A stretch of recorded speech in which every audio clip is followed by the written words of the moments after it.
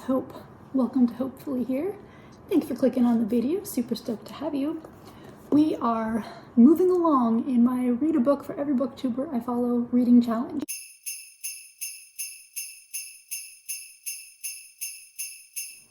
Today it is JTHBooks and his recommendation of In the Dream House.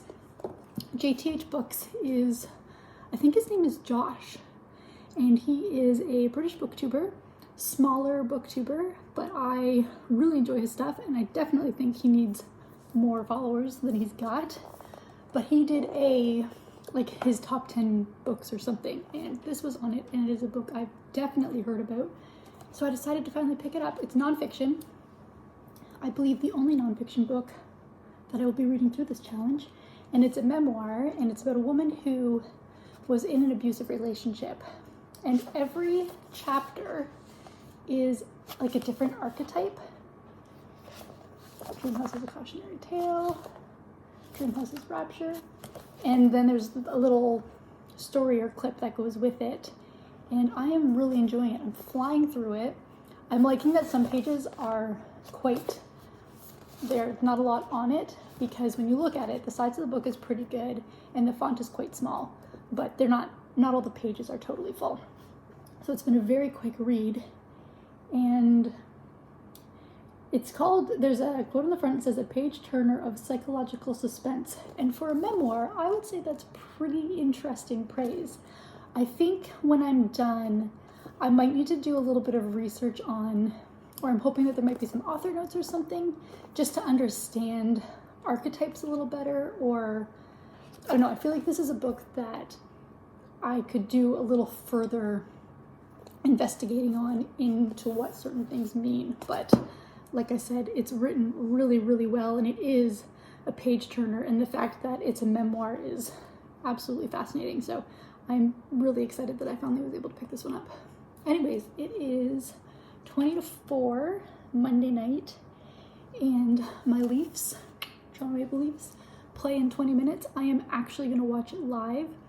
Normally my brother and my dad are big Leafs fans as well, and so normally we get a little texting going through, and one of us or multiples of us for the last little while haven't been able to watch live, so I'm wondering if we will be able to catch up, which would be nice, but I am looking forward to doing that. I will read during commercial breaks and intermissions, and I'm going to make myself a coffee, and it is going to be a lovely time. I would recommend that you as well make yourself a coffee and grab yourself a book, and maybe read the book after watching this video. But, or don't, just go read. Really, that seems like a better way to spend your time, is finding a book that you love and diving in.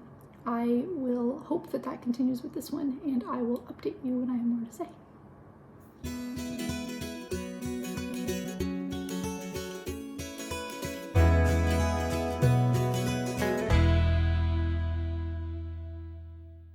Cross your fingers, because they're currently losing.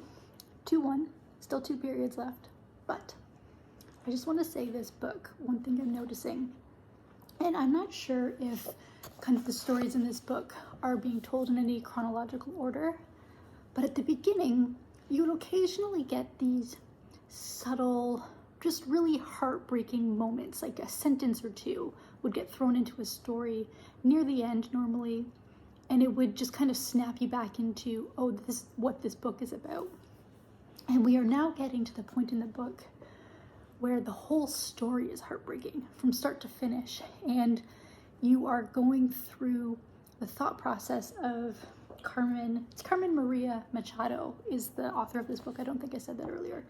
And you're in her head as she experiences these incredibly traumatic moments, these abusive moments, and how there was one, like, a friend saw her girlfriend make her cry, and she wished the friend pretended that he hadn't seen it, and how later on the girlfriend is introduced to more of the friends, but they've heard this story through the person, and she's like, I didn't contain it, and that sort of thing. And it's just, like I said, what started as a slow, heartbreaking type of thing is now this full-fledged monstrosity, and I she gets out of the relationship, but I have no idea kind of what this last little bit of this book is going to entail. And it is an emotional roller coaster. It's a gut punch, and the writing is incredible.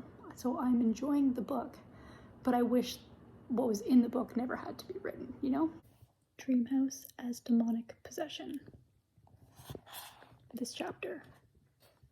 And just the desire to justify behavior is, it's the way she's writing. I can't get over it. The writing is so good, and how she's able to connect these things. I don't know. But yeah, the chapter Dreamhouse as demonic possession. Spectacular. I flew through this book. I genuinely am not sure I've ever read a nonfiction book as quickly as I read this one.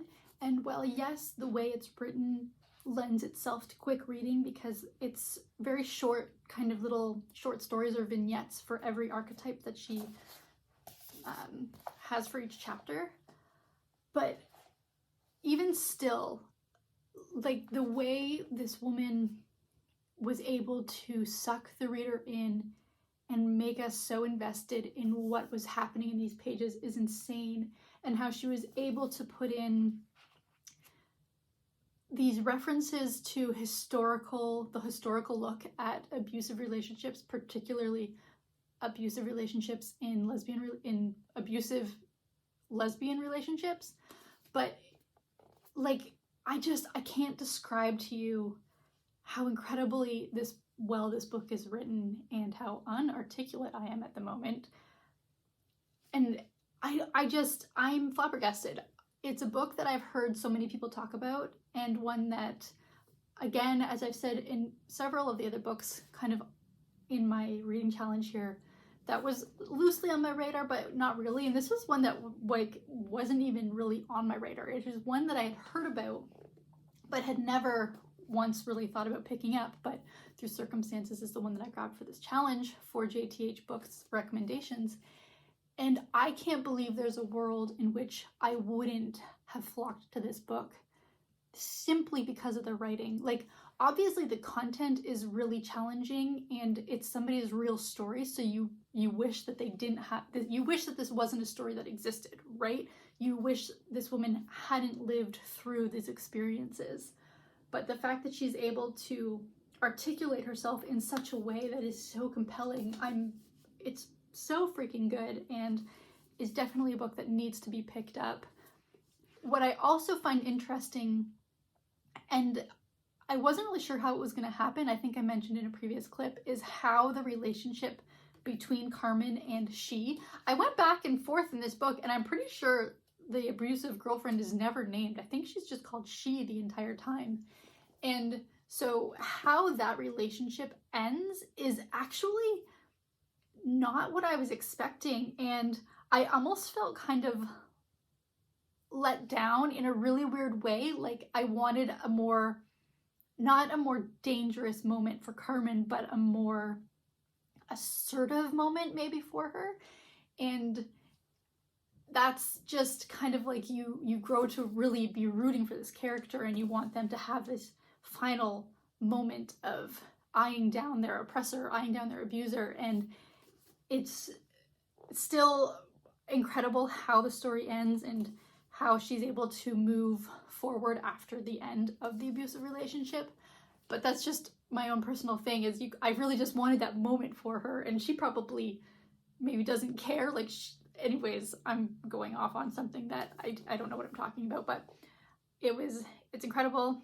It's beautifully written, it's heartbreaking, it's informative, it's important, and I think this is another one of those books that talks about society and offers criticism, but is so personal, and it's brilliant. It's absolutely brilliant, and I am very, very thankful. JTHBooks, good job.